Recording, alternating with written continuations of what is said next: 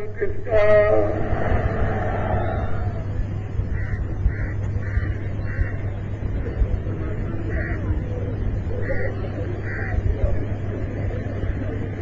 नर नारियों,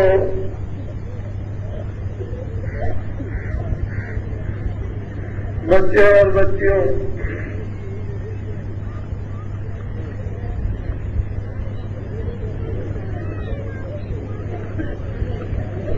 आज 16 दिसंबर 1983 का दिन है।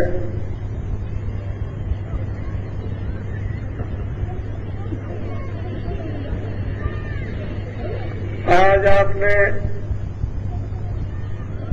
प्रातःकाल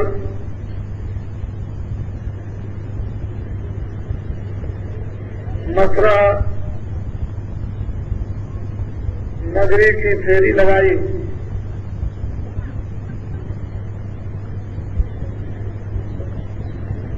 उनके देखने और आपके देखने से जो गत वर्ष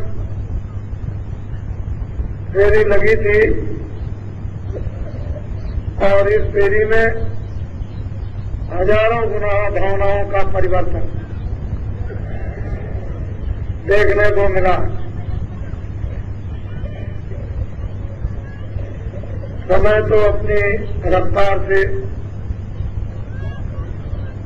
चलता चला जा रहा, वो किसी का भी इंतजार नहीं करता। जो समय के अनुसार वक्त के मुताबिक होशियार, चतुर, बुद्धिमान व अकलमंद काम करते हैं, वो इस दुनिया में सफल होकर चले जाते हैं।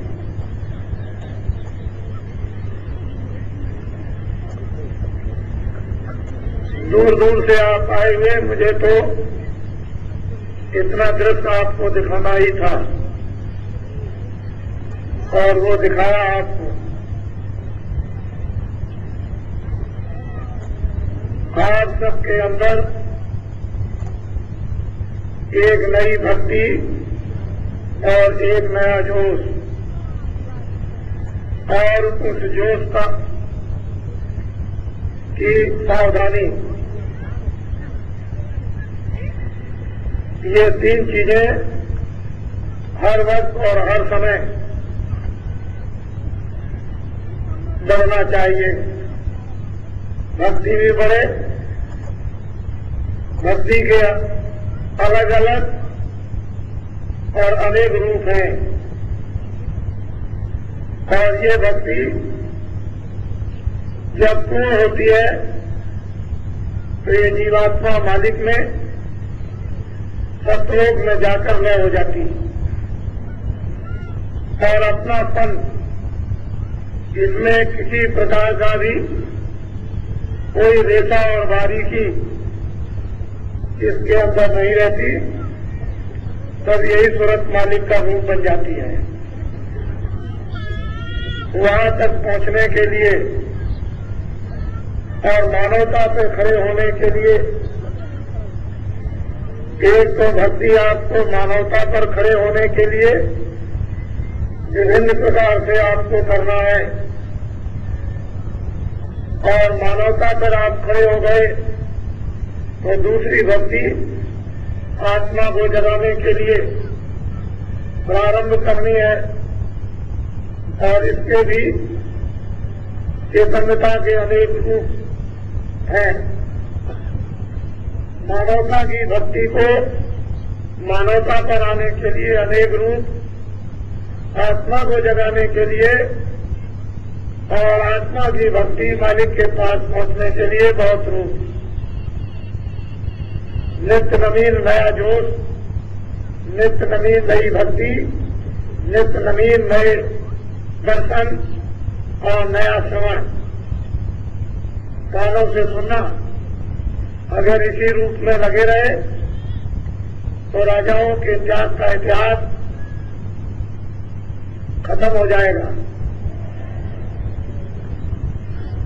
वो उस जमाने में जो त्याग किया वो अलग है, और इस जमाने का अलग। ये त्याग इस जमाने का बहुत ही उच्च कोटि का प्रशंसनीय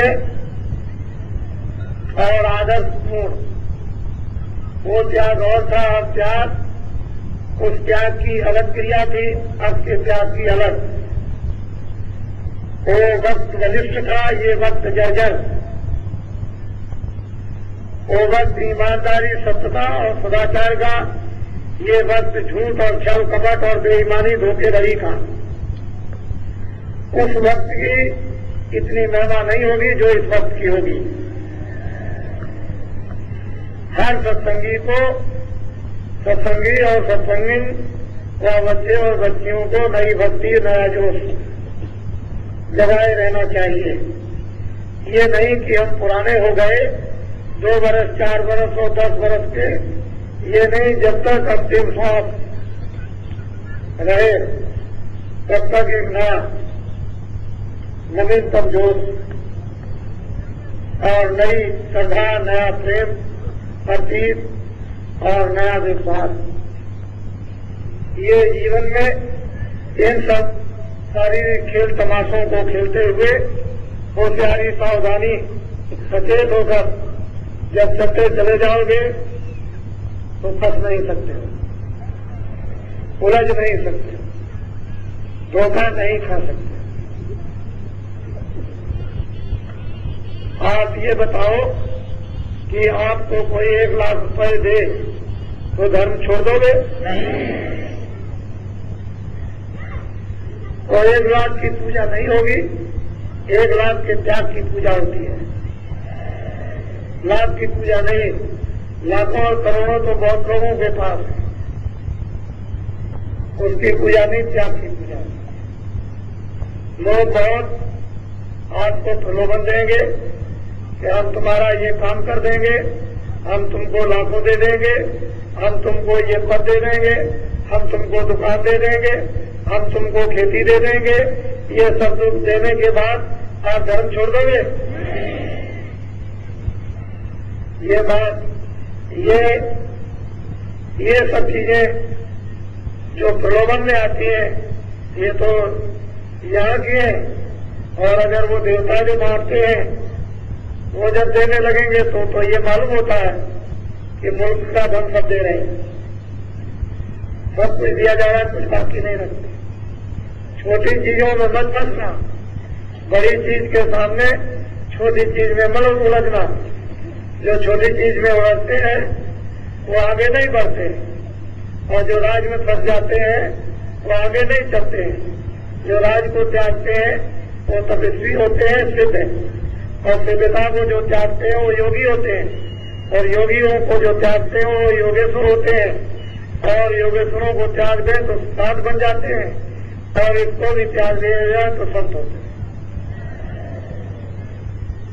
छोटी चीज के लिए फंसना नहीं। नया जोश, नई भक्ति और नई श्रद्धा, इसको बराबर जगाते रहो। ये एक प्रकार की अग्नि है और जलती रहेगी, बुझने नहीं पाएगी। तो जब चाहोगे तब इससे काम ले लोगे।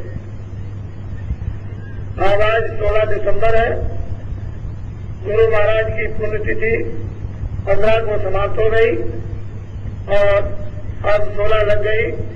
अब आपको चलना है अपने अपने क्षेत्रों में, बिल्कुल एकदम हर प्रकार से तैयार रखो।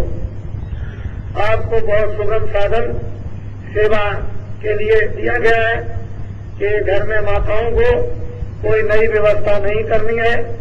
जितना आप सुबह शाम भोजन बनाओ उसमें से एक चुटकी निकालकर एक हांडी में डाल दो, एक गगरी में डाल दो, इतना चावल बनाओ, एक तोला डाल दो। और ये आशा करते रहो कि जब कभी हमारे क्षेत्र में ये कार्यक्रम सत्संग का होगा तो जो आए हुए अतिथि होंगे उनकी ये सेवा में लग जाएगा। आपको कोई नई व्यवस्था नहीं करनी पड़ेगी, उससे कोई आपको तकलीफ नहीं होगी, कोई नई चिंता नहीं व्यापेगी। ये बड़ी सीधी सादी अपने ग्रंथ आश्रम के सम्मान की आदर सत्कार की क्रियाएं थी और ये हम सब लोग इस तरह से करते रहते तो हम अनेकों बुराइयों से बचते रहते, बुराइयों के स्रोतों में न जाते, उससे अलग थलग रहते और धर्म के स्रोत में जुड़े रहते। फिर धर्म बराबर आपको बुद्धि विवेक कराता रहता और उसी से जब सात संत जगे हुए महात्मा मिल जाते तो देर से नहीं लगती आत्मा के जगाने में और अपने वापस घर में जाने में। इस तरह हमेशा जब कार्यक्रम अचानक में बन जाए और जिधर भी बाबा जी निकले आपको सूचना केंद्रों पर मिल जाएगी और केंद्रों के लोग गांव-गांव में जाकर वितरण कर देंगे और ये बराबर संदेशा सब जगह पहुंचाएंगे कि आज का कार्यक्रम वहां हो रहा और कल का कार्यक्रम वहां हो रहा और तीसरे दिन का वहां, ताकि सारे लोगों को एक चीज बराबर निरंतर अवगत होती रहे। जिस तरह से आप एक प्रतिज्ञा करते हो कि आज की या कल की आने वाली या खत्म होने वाली खबर मिल जाए तो दोनों चीजें आपको आने वाली और खत्म होने वाली भी मिलती जाएगी। ये मोटी और सीधी सादी बात केंद्र तक पहुंच जाएगी, केंद्रों से छोटे छोटे जगहों पर पहुंच जाएगी, छोटे जगहों से गांव-गांव में ये बात पहुंच जाएगी और जो कुछ भी संदेश होता चलेगा वो सब कुछ आपको अवगत होता चलेगा। आप तैयारी रखना, किसी वक्त किसी समय भी किसी तरफ भी घूम सकते हैं। ये तो आपको एक अलौकिक और एक आश्चर्यजनक मेहनत और उस मेहनत का कार्य और मेहनत की एक स्थापना आपको करनी होगी और धर्म का जो स्रोत और धर्म की स्थापना का सूत्र पात्र आपके द्वारा सारे देश में फैल जाएगा। आप काम में लग जाओ, इसलिए कोई आपको धोखा क्यों नहीं दे सकता है कि मेहनत गाड़ी कमाई पर ही आप आधारित रहो और इससे ज्यादा और क्या हो सकता है कि आपने उस प्रलोभन को एक चिता रूप में जलाने के लिए तो आपने ये बोरा खरीद दिया है। आपको कौन मोहित करेगा, आपने तो बोरा खरीद दिया। और मैं तो ये आपको कहना चाहता हूं कि अभी तो आपको समझ में नहीं आता, लेकिन देश का हर आदमी ये बोलेगा कि इससे सुंदर दूसरा कोई कपड़ा नहीं है। देखना आप अभी थोड़े दिनों में इस कपड़े की हुर्मत और इस कपड़े का जज्बा और इस कपड़े की इस सूत में कौन सी ताकत है वो तो आपको मालूम होगी, लेकिन ये आपको मालूम होना चाहिए कि ताकत बढ़ने वाला तो कोई और है जो ताकत बढ़ेगा। तो आप अपने अपने क्षेत्रों में जाएंगे और तैयारी जल्दी अपने अपने करके रखेंगे। देवियां भी बिल्कुल सतर्क होकर वो भी अपने गांव में एक देवी हो वो गांव में पूरा ये धनुरा पीठ रखे। देवियों को भी मेहनत करना है क्योंकि देवियां ज्यादा यानी परेशान इसलिए है कि उनके पास अच्छे बच्चे कच्चे और घर के कामकाज और मौत की मेहनत परिश्रम बाहर और अंदर का होता है, तो उनके ऊपर ज्यादा बोझा, उस बोझे को से थोड़ा हल्का और विश्राम पाने के लिए उनको भी इसमें मेहनत करनी जिससे कि उनके द्वारा भी एक काम होता चले और वो भी एक स्थापना अनिवार्य और जरूरी है। तो देवियों को भी पीछे नहीं हटना, पुरुषों को भी पीछे नहीं हटना, बच्चे और बच्चियों को भी पीछे नहीं मुड़ना, आगे चलना है। आगे चलने वाले ही आगे हो जाते हैं, आगे चलने वाले ही निकल जाते हैं और जो आगे चल जाते हैं वो सड़क बना जाते हैं। हजारों लाखों करोड़ों लोग उस सड़क का लाभ उठाते हैं, आनंद और आराम लेते और करते हैं। तो दोनों के लिए ये बातें लोगों के समझ आ रही हैं और आपको ये पैगाम जिसके लिए जोर दिया जा रहा है संदेशा, वो तो आपको आपके द्वारा हाथ बनाकर, आंखें बनाकर, कान बनाकर, मुखारबिंद बनाकर ये तो काम देना ही पड़ेगा। और ये सोचो कि मैं छूट जाऊंगा या किसी तरह से बच जाऊंगा तो बाबा जी के जान से आप बच नहीं सकते। तो आप हंसी खुशी से कोई काम कर डालो वो बहुत अच्छा होगा और मजबूरी से नहीं, वैसे तो मजबूरी से भी करना पड़ेगा लेकिन हंसी खुशी से। जैसे लोग बहुत काम नहीं करना चाहते हैं लेकिन समाज परिवार की मजबूरी से उस काम को करते हैं। हालांकि काम वो करना चाहिए था पर विवश होकर के करते हैं। ये काम आपको करना चाहिए था, काम तो आपका था लेकिन आप अपने काम को विवश होगा मजबूरी में उसको। लेकिन जब मजबूरी का स्थान खत्म हो जाएगा तो फिर स्वेच्छा फिर उसी काम को आप करने लगोगे। तो दोनों तरह से ये काम होना है। अब मैं आपको सत्संग सुनाऊंगा और जो लोग नामदान नए लोग आए हुए लेना चाहते हैं उनको भी नामदान दे दिया जाएगा। आप हमारी भाषा को, हमारे विचारों को, हमारे लक्ष्य को आज समझने की हमेशा कोशिश करते रहो कि बाबा जी का उद्देश्य क्या है, बाबा जी चाहते क्या है और वो किसके लिए क्या चाहते हैं, किसके लिए क्या करना चाहते हैं और उनका काम क्या है। अगर आप इसको अपने ध्यान में रखते रहोगे बराबर हर काम के साथ तो कभी विचलित और धोखा नहीं खा सकते। ना आप विचलित हो सकते हो ना धोखा कर सकते। लेकिन जब आप हमारे उद्देश्य और काम को आप भूल जाओगे, विचार करना भी और करना भी, तो धोखा खा जाओगे। इसलिए इतने दिनों की मेहनत, इतने दिनों का संदेश और वो मैं जानता हूं कि आपके पास जमा है लेकिन उसका उपयोग आप इसलिए नहीं कर पा रहे थे कि आपको तरीका मालूम नहीं था। जमा तो किया गया लेकिन वितरण करने का तरीका नहीं था और जब वो तरीका वितरण का जमा किए हुए सामान का मिल जाता है तो उसको बड़ी खूबी के साथ, तरतीब के साथ उसको जब वितरण करते हो तो वो सबके पास पहुंच जाता है और सबका भला और सबका लाभ उसमें होता है। आप हर उद्देश्यों को बहुत ही ध्यान से, बुराई अपनी जगह, अच्छाई अपनी जगह, इंद्रियों का, 10 इंद्रियों का कर्म अपनी जगह है, आत्मा की क्रिया। इंद्रियों की वासनाओं का स्थान अलग है और आत्मा जहां बैठी है उसकी चेतनता, उसका प्रकाश अलग है। मोटी चीजें हैं और ये क्रियाएं इंद्रियों द्वारा शरीर की इसलिए सुरक्षा के लिए किया जाता है कि जीवात्मा बैठी है, अगर शरीर ठीक नहीं रहेगा तो ये भी रोएगी। उस रोग को रोने से बचाने के लिए इस शरीर को मुख्य लक्ष्य के लिए स्वस्थ रखा जाता है कि ये शरीर स्वस्थ रहे और हम लोग उस साधना के द्वारा जीवात्मा को जगाकर इससे छुटकारा कर लें। और शरीर के द्वारा ही जीवात्मा का जब ही छुटकारा हो सकता है जब शरीर स्वस्थ रहे और महापुरुषों की कृपा और द्वार और दरवाजा रास्ता मिल जाए, वेद हम पा जाए तब तो ठीक है। वेद नहीं मिले, महापुरुष की कृपा न हो, द्वार दरवाजा न मिले तो शरीर बहुत लोगों के स्वस्थ होंगे और शरीर स्वस्थ है उसका लाभ ही क्या। वो तो जानवरों की तरह से पेट भरना और सो जाना और दुनिया में आए उसका भी कुछ यहाँ नहीं चलेगा, उसका भी कोई ज्ञान। तो ऐसी जिंदगी किसी काम की नहीं है।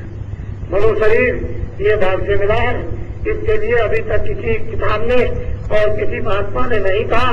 मैंने इसका ढंढोरा आपके बिल्कुल स्पष्ट है, जागृत विवेक में पीटा है कि मनुष्य शरीर एक किराए का मकान। ये मकान आपको दिया गया अच्छे बुरे काम करने के लिए, पूरा अधिकार आजादी दी है, अच्छा और बुरा सब कर सकते हो, लेकिन उसका कर्म आपके हाथ में भोगना नहीं, वो दूसरे के हाथ में है।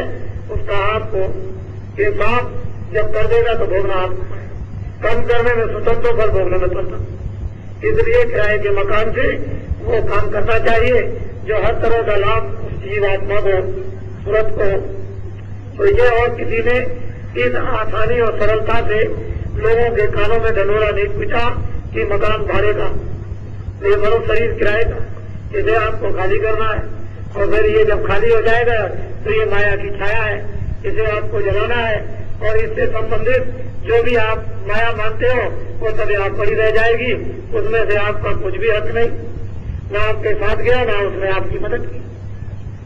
आपके घर वाले जो माया के उस पर्दे में रहते हैं वो भी कुछ नहीं कर सकते। तो ये बात मोटी है, काम करना अपनी जगह है, और वो ज्ञान जो बुद्धि का उसको अपना उपयोग में दे लो, काम में दे लो, और इन कामों को अंतिम तक समाप्त करो और असली काम अपना बना लो। तो इसी समय में और इसी श्वास के अंतर आपको अपना काम इधर का उधर का सब बनाना है। छोड़ना कोई काम नहीं, छोड़ने का नहीं, काम बना लेना। इसलिए आपने सब कुछ देख लिया, जो आपको देखना है उसे देखना चाहिए। तो मैं अब सत्संग कुछ आपको सुनाऊंगा। ये भी सत्संग है, इसकी भी जरूरत और आवश्यकता है। वैसे आप आज से जाना प्रारंभ कर देंगे, और मैं ऐसा समझता हूं कि सब लोग जाए तो सुविधा सबको ट्रेन और बसों की नहीं मिल सकती है एकाएक, तो आगे पीछे आज और रात में सुबह जाएंगे, लेकिन सत्संग कल तक का है। कल के बाद सत्संग के विचार समझ जाएंगे, और एक जगह पर जो थोड़े लोग रह जाएंगे उनको सुना दिया जाएगा, और बाकी अब चलते चलो और उधर का अपना विचार मोड़ दो, उधर से इधर जाए, उधर से उधर चलने चले, और इधर से उधर से इधर, और दोनों को मोड़कर उधर अपने घर की तरफ चलना। तो घर में तो चलना ही पड़ेगा आपको। अब आपको कुछ सत्संग सुना दूं उस जीवात्मा के संबंध में, आपको सुना दिया जाए। आप जिस मनुष्य शरीर में बैठे हुए हो, ये तो 5 तत्वों का है, जल, पृथ्वी, अग्नि, वायु, आकाश। इनमें से कोई भी मसाला कम हो जाए तो शरीर अस्त व्यस्त हो जाएगा। जैसे आंख नहीं, पैर नहीं, हाथ नहीं, बुद्धि नहीं, कागज पर कोई भी तत्व की कमी हो जाए, जल तत्व की, अग्नि तत्व की, वायु तत्व की, आकाश तत्व की, तो ये शून्य हो जाता है।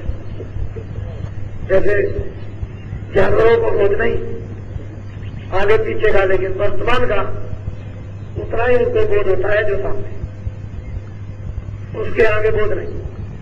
वैसे भूख का तो सबको बोध है कि कुछ मिलना चाहिए, घास पात, भूसा, रोटी राटी कुछ, इसको तो जानवरों को भी बोध है, और उस बोध के लिए वो मारे मारे फिरते हैं, और आप भी मारे मारे फिरते हो। लेकिन जब 5 तत्व में कोई कमी हो जाती है तो पशु ज्ञान, पक्षी ज्ञान, स्थूल जड़ता का ज्ञान होता है, मानवता का ज्ञान नहीं होता, भूत भविष्य वर्तमान का। तो अच्छा है कि भगवान ने दया कर दी कि 5 तत्व आपको दे दिए। इन 5 तत्वों से ये पिंड शरीर बनता है, और वो आप लेकर के बैठे हो, और ये 5 तत्व यही रहते हैं, यही बनेंगे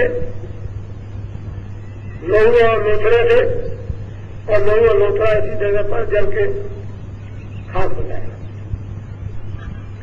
लेकिन लहू और लोथड़ा बनकर तैयार हो जाए, उस वक्त इसमें न डाली जाए तो ये खड़ा नहीं हो सकता, ये बढ़ नहीं सकता।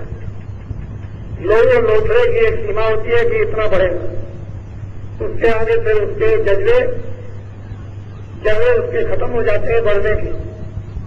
लेकिन जब सूरत आ जाती है उसकी भी एक बढ़ने की, 5 तत्वों के बढ़ने की एक सीमा है। इतना जल बढ़ेगा, इतना वायु, इतनी अग्नि, इतना आकाश और इतना पृथ्वी। इसके बाद में फिर वही जर्रे जीर्ण होने लगेंगे, यानी पुराने होने लगेंगे और झड़ने लगेंगे। बढ़ करके फिर वही जर्रे झड़ने लगते हैं, और झड़ करके सिमेट करके उसी अवस्था में विलीन हो जाते हैं जिस अवस्था में वो कुछ नहीं थे। यह है 5 तत्वों का पिंड शरीर। इसको कहते हैं मृतलोक। इसको महात्माओं ने पिंड की रचना बताया और इसकी हद यहां तक है, मेरी तरह देखो, ये आंखों तक, ये जितना भी खुली आंखों से जो दृश्य दिखाई देता है और मन आंखें देखकर मन घोड़ा बनकर के इनका रस लेता है, इसके आगे नहीं जाते। इसको कहते हैं पिंड रचना, अंड रचना। ये इधर पिंड की ये रचना है और इसमें 4 खाने 84 लक्ष्योनियां, अंडज पिंडज उपमज अस्थावर। ये तो मुख्य प्रधान अंडे से पैदा होते हैं, जेल से पैदा होते हैं। जब बरसात होती है तो एक दानगी जीव जब पैदा हो जाते हैं तो अंडज और पिंडज उपमज, ये 4 योनियां। इसमें नस्लें अलग अलग, वो उसने नस्लें अलग अलग बना रखी है लेकिन खाने 4 ही है, अंडज पिंडज उपमज अस्थावर। अस्थावर उसको कहते हैं जो पेड़ आज वृक्ष हजारों वर्षों से खड़े हुए हैं, ये उनमें भी जीवात्माएं डाल दी जाती हैं। जो अंडे से पैदा होती है वो अंडज कहलाती है, जो जेल से पैदा होती है और जो बरसात में पैदा होती है उपज कहलाती है। तो अंडज पिंडज, जेल वाली पिंडज और अंडे वाली अंडज और उपज वाली बरसात आदि में, और अस्थावर जो वृक्ष आदि। इन 4 खानों में जीवात्माएं सबसे पहले मनुष्य शरीर पा चुकी थी। जब उन्होंने इस योनियों का निर्माण किया तो कर्मानुसार फिर उनको यहां से शुरू कर दिया भेजना, और भेजते भेजते इतनी जीवात्माएं वहां पहुंच गई कि जिसका कोई हिसाब नहीं। और ये मनुष्य शरीर उधर से घूमकर इसलिए दिया जाता है कि आप ऊपर निकल जाओ, क्योंकि ऊपर से आए हो तब मनुष्य शरीर मिला था सबको, न पिंडज था, न उपमज, न अस्थावर, और इनमें 4 योनियों में से कुछ नहीं था। फिर नीचे नस्लें कुछ नहीं थी, मनुष्य शरीर था। और जब तक ये मनुष्य शरीर कर्म नहीं बने थे रही और वहां पे सूरत हो गए, अपने घर में पहुंच गए। बाद में विधान बन गया, विधान बनने के बाद बस फिर ये अलग अलग योनियों में भेजने लगे, उसमें योनियां बना दी गई, उसकी सजा, उसके सजाकार तैनात कर दिए गए, सजा देने लगे, आप भोगने लगे। महात्मा उपदेश करने लगे, ये मत करना, ये करोगे तो ये हो जाएगा, आप उसको भूलने लगे। ऐसे चलते चलते ये आपके सामने दृश्य आ गया। अब आपको ये अवसर मिला है कि इसको पा करके आप वापस अपने घर में नीचे मत जाओ। तो ये तो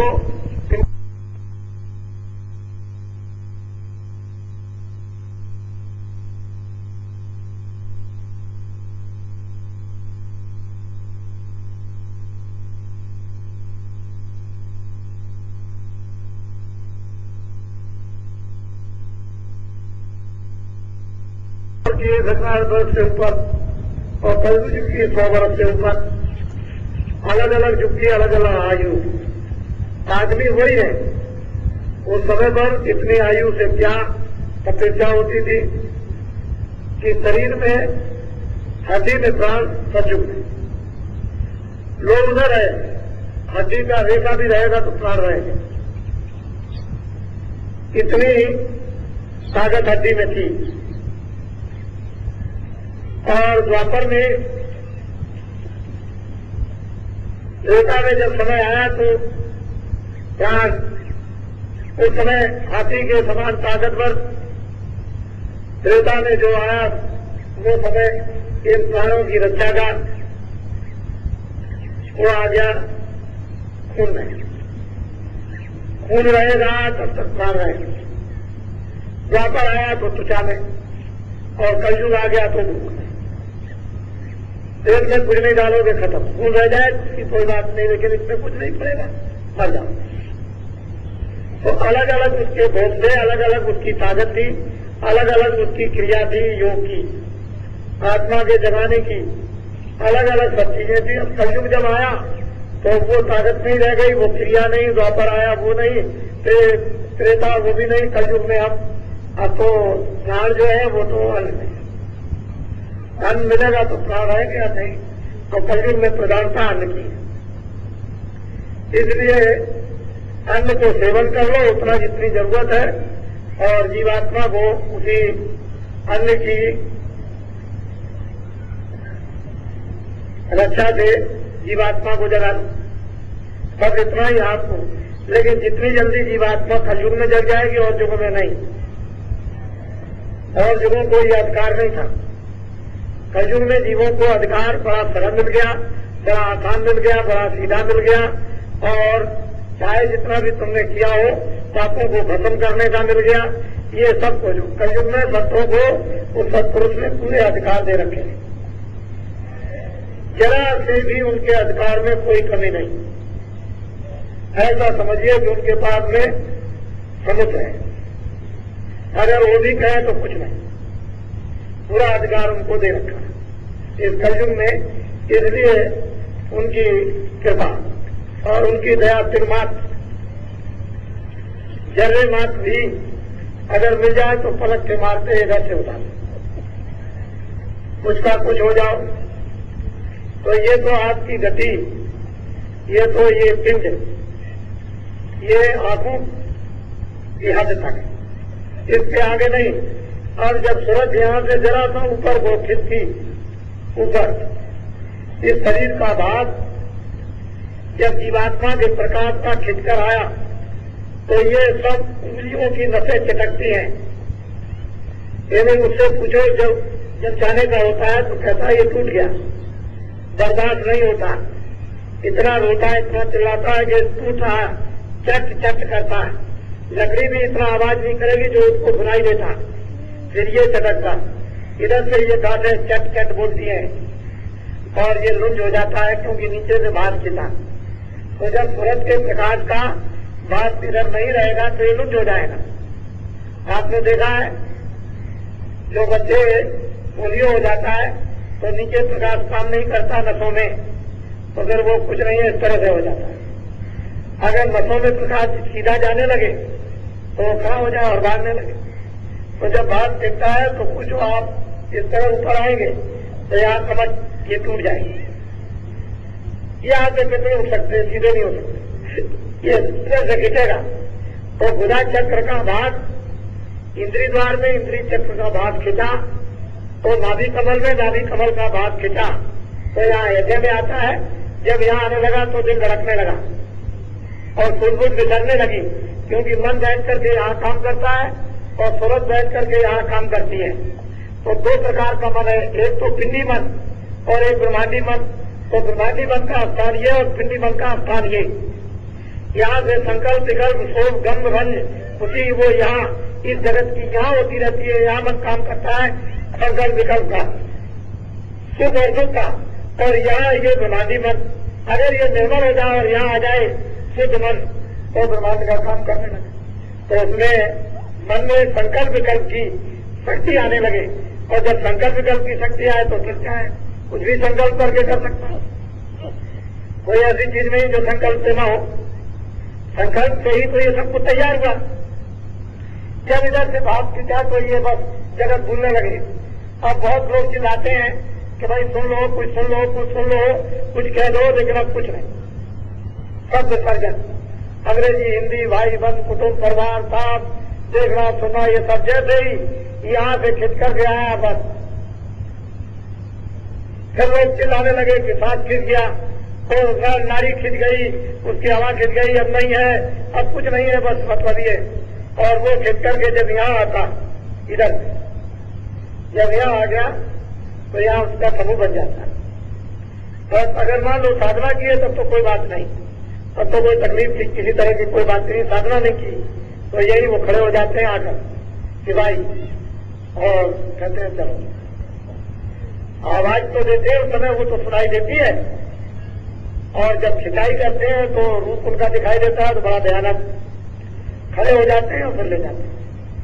तो ऐसे नहीं कि ऐसे पकड़ के ले गए, शब्द होता उधर उसको पकड़ने वाला एक शब्द है, तो वो शब्द में उधर से जोर की आवाज आती है ताकि कोई भी इधर बोलता रहे तो सुनाई न दे। इतनी आवाज अंदर से आती है, उसी में इस तरह से फंसा लेते हैं खींच से, खींच करके यहाँ जाके तो आप कुछ पता नहीं क्या हो रहा क्या नहीं हो रहा। इतनी आवाज अंदर प्रकट हो जाती है, उनकी आवाज कि आपको किसी की आवाज सुनाई नहीं दी, चाहे जितना बोलते रहो तो कहते हैं बहरा हो गया। बस यहाँ खींच करके ले आए, बस ये मृत्यु के मरने का ये पिंड का आखिरी शिखर है। यहाँ आकर के समाप्ति हो जाती है सारे जगत के सारे ज्ञान की, जगत के सारे तत्वों की यहाँ समाप्ति हो जाती, खत्म हो जाता।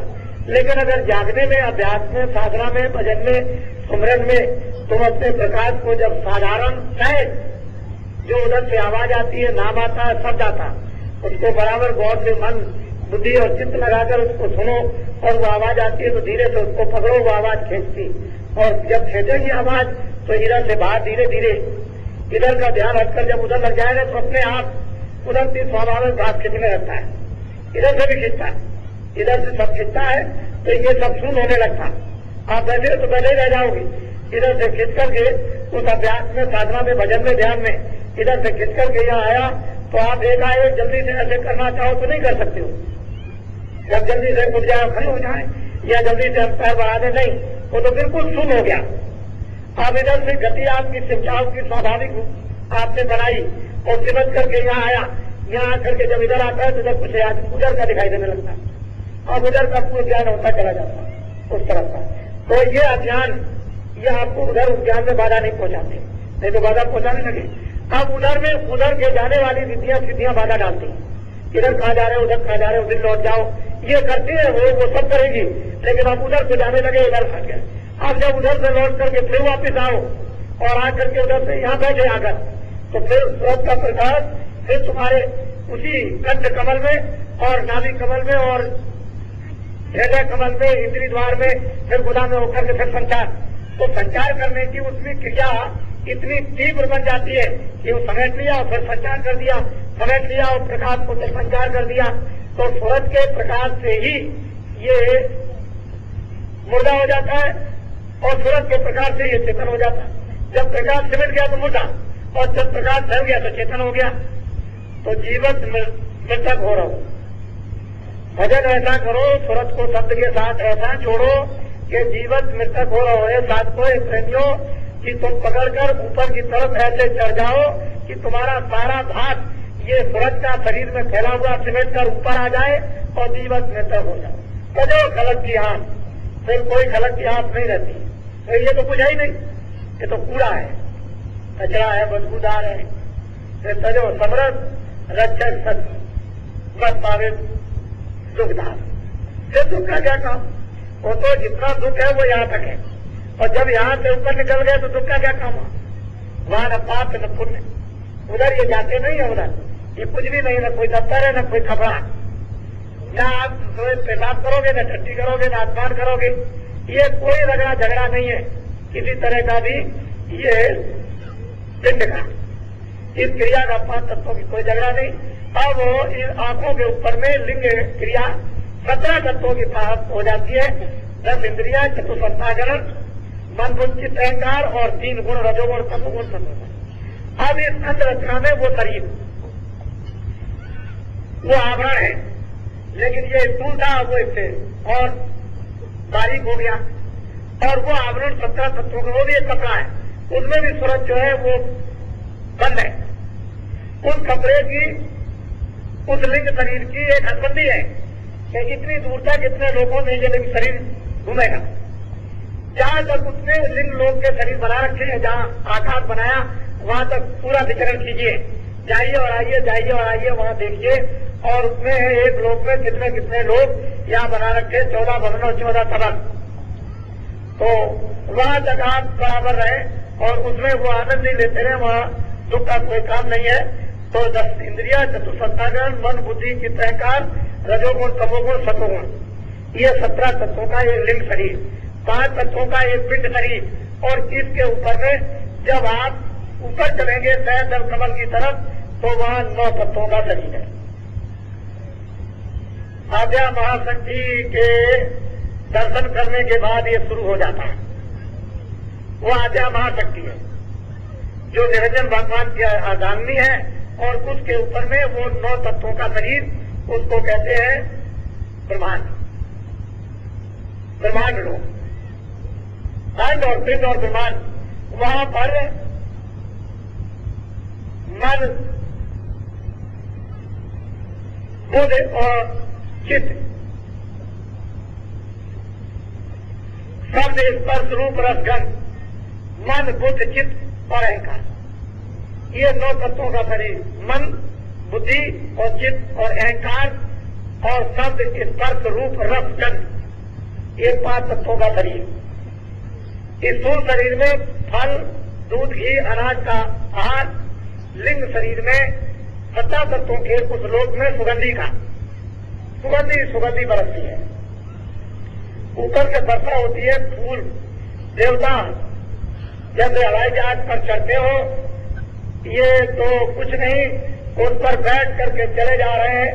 आसमान से इतना फूल गिराते हैं जैसे कि सारे देश में एक बार की वर्षा कर दी, संपूर्ण देश में।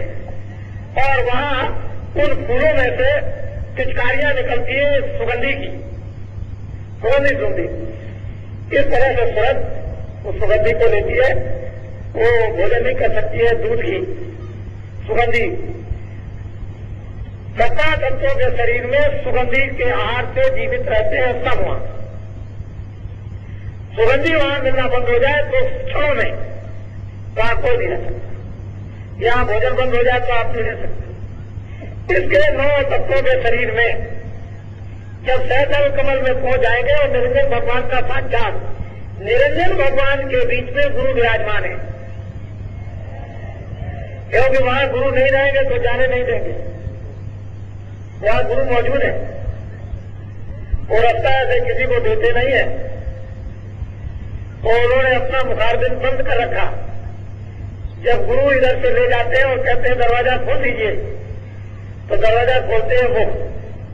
तो जब अंदर जाते हैं तो गोस्वामी जी महाराज कहते हैं मोह विलोक राम मुस्काई, बेसन तुरंत गए मुखवाई।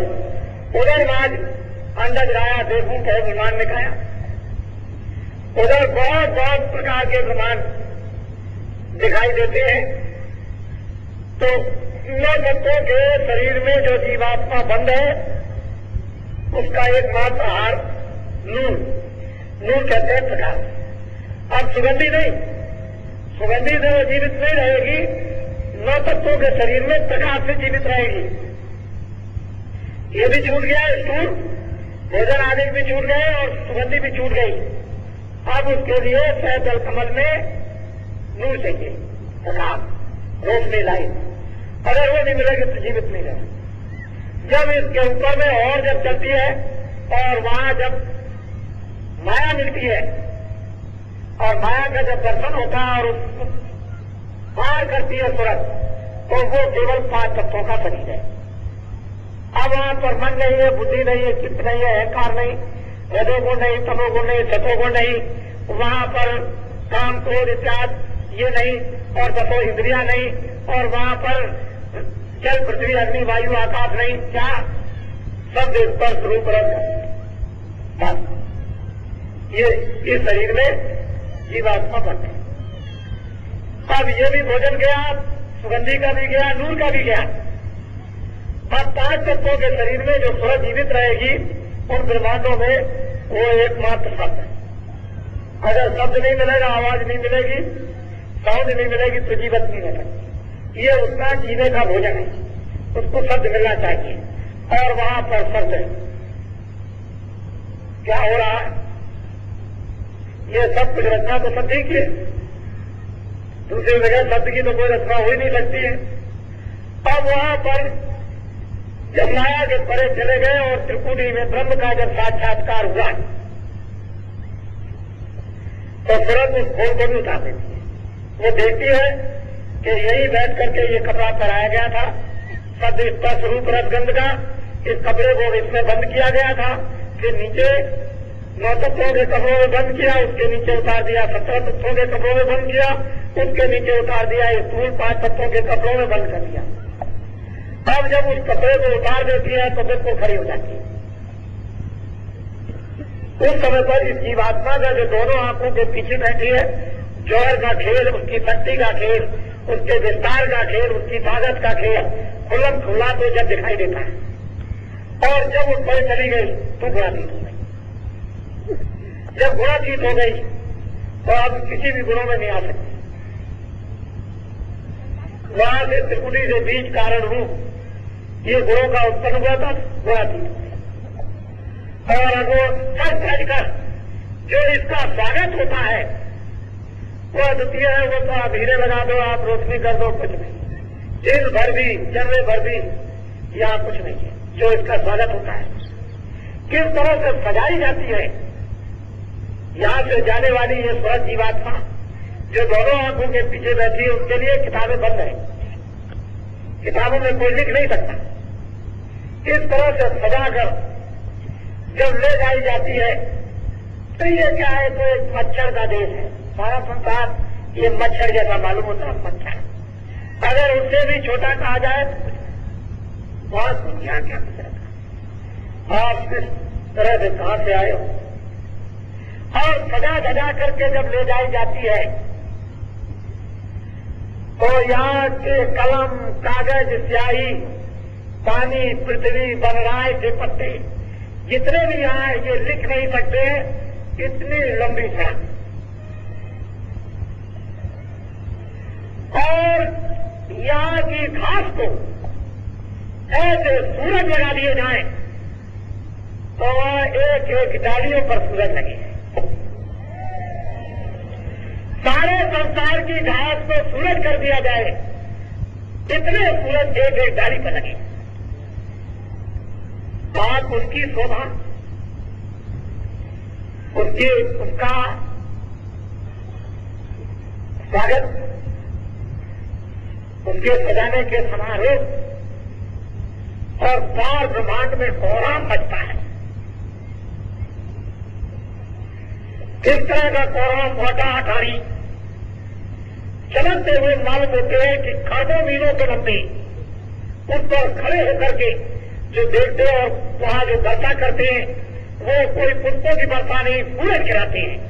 सूरज गिरते इस तरह से ऐसा स्वागत होता है। तुम कहां पड़े हुए, तुमको क्या मालूम है बालाजी क्या देने के लिए? तुमको तो बस ये दुनियादारी, बस दुनियादारी तुमको हमेशा नजर आई और कुछ नहीं तुमको कुछ मिला। हम तो कुछ और तरह से तुम्हें बैठा भूखे फुसला फुसलू कर किसी तरह से बड़ी मुश्किल से ला सके और अभी वही समझते रहे। और आप अभी सत्संग को जानते नहीं है, आपने कभी ये बातें सुनी नहीं है, सुनने का कभी आपको आभास भी नहीं हुआ था। ऐसी किस्मत और तकदीर में लोगों के आए नहीं था। लेकिन ये तो पूर्व महात्माओं के संस्कार, उनकी दया के डाले हुए बीज बोया हुआ तो काम कर रहा, उसने ये काम किया है। ये वो मैदान है जहां प्रकृति अपना जलवा दिखा रही है और इस सृष्टि के भार को उतारने के लिए जब महायोगेश्वरों को आना पड़ता है तो गुणातीत के ऊपर प्रकृति लोक है, ऊपर में पुरुष है और नीचे प्रकृति। उस प्रकृति लोक से जो आत्माएं आती है वो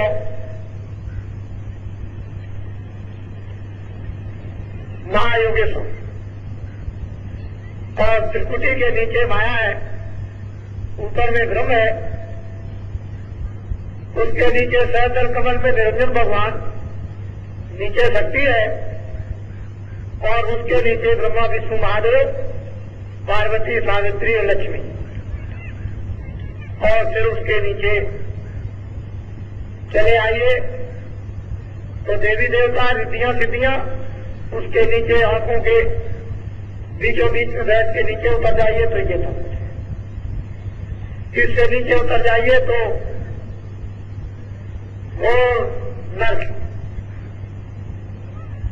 ऊपर में ठोस दिया पद है, उसके ऊपर में फिर महाकाल से जो तीनों के ऊपर में शासन करते हैं, और महाकाल पुरुष के ऊपर में दयाल पुरुष है जिसको सतपुरुष कहते हैं, जिनका नाम सतना। वो सतलोक में ही रहते हैं, न वो कभी यहाँ आते हैं न कभी आएंगे। जैसे पहले से अभी है और भविष्य में भी वही रहेंगे, और तुम्हारे सबके वही सबसे पिता है। उन्हीं के यहाँ से तुम भेजे गए हो, और ये लोग बीच में जो तुमको ले आए हैं, एकमात्र जो है वो केवल अपने अपने पर्दे देकर के फंसाए हुए हैं, और पर्दे हट गए तो वहीं पहुंच जाओगे जहां कोई पर्दा नहीं, जहां कोई शरीर नहीं। और उसके लिए सहयोग चाहिए उन संतों का जो वहां आते और जाते हैं। तो छिन में आना और छिन में जाना, फिर देर नहीं लगती है। छिन जाओ, छिन में आओ। वो ऊपर उंगली करो, नीचे उतनी भी देर नहीं लगती। ये मनुष्य रूपी मकान में बैठ करके जीवात्मा को तुरंत को गति प्राप्त हो जाती है, लेकिन ये कब जब महापुरुषों की दया और शक्ति, ज्ञान और हर प्रकार का बल प्राप्त हो जाएगा, और जो हमने किया वो खत्म हो जाएंगे। क्या अच्छे बुरे कर्म। तो आप लोग थक गए होंगे, क्योंकि आप काफी किलोमीटर का सफर करके आए। बहुत लोगों ने अभी आए तो अपने अपनी रुचि के अनुसार जो कुछ भी इस पेट को भरने के लिए कुछ रोटी वोटी बनाई होगी, वो भी कई लोगों ने अभी नहीं खा पाई। तो आप जो लोग जाने वाले हैं, अब जाने की तैयारी करें। आपको आज ही से ही सबको इजाजत है जाने की। जिसको जैसी जैसी सुविधा प्राप्त होती जाए, जिन जिन साधनों के द्वारा, उनके द्वारा आप चलते जाए। अब रह गया जाते समय में मिलने की बात, तो अंदर वहां पर बैठने की जगह है, वहां आकर के मैं वहां रहूंगा, तो आप बराबर मिल के जा सकते हैं। क्योंकि ये तो मैं जानता हूं कि बगैर मिले हुए आप जाएंगे नहीं। तो वहां आप जो जाने वाले होंगे, वही मतलब ये है कि आते जाएं तो एकदम से सबको अवसर मिलता चला जाएगा। जो आज जाने वाले आ जाएगा, जो सुबह जाएंगे सुबह, या रात को जाएंगे रात को, या कल जाएंगे कल, लेकिन दर्शन कल भी होगा। जो अभी गाड़ियों से जाने के लिए तैयार हैं, उनको इजाजत है। अपने अपने प्रांतों में, क्षेत्रों में जाएं और काम करें, और बैठने की जरूरत नहीं है। और जो हमने काफिले की यात्रा में महाराष्ट्र में, गुजरात में, राजस्थान में, मध्य प्रदेश में जो नामदान दिया है, और जो लोग थोड़े बहुत सुमरन ध्यान भूल से या जान अनजान में ऊपर नीचे कर रहे हैं, लेकिन कर रहे हैं। कोई एक नाम लेता है, कोई कुछ करता है, कोई 2 मिनट करता है, कोई 4 मिनट करता है, लगे। और वो बीज बो दिया गया है, वो वक्त पर जब समय आएगा तो बीज जम जाएगा। आप लोग इसकी चिंता मत करें कि मैंने तमिलनाडु में, आंध्रा में और केरल में, और अभी मैंने इसी साल में आपके कर्नाटक में जो मेहनत की है, वो मेरी मेहनत व्यर्थ चली जाएगी, ऐसा नहीं होता है। मैंने इस साल में जब इधर से चला गया था, तो उन प्रांतों में, यानी दक्षिण भारत में बहुत बड़ा काम किया, और दक्षिण भारत के लोग आज भी ये बात याद कर रहे हैं। ऐसी बात नहीं है।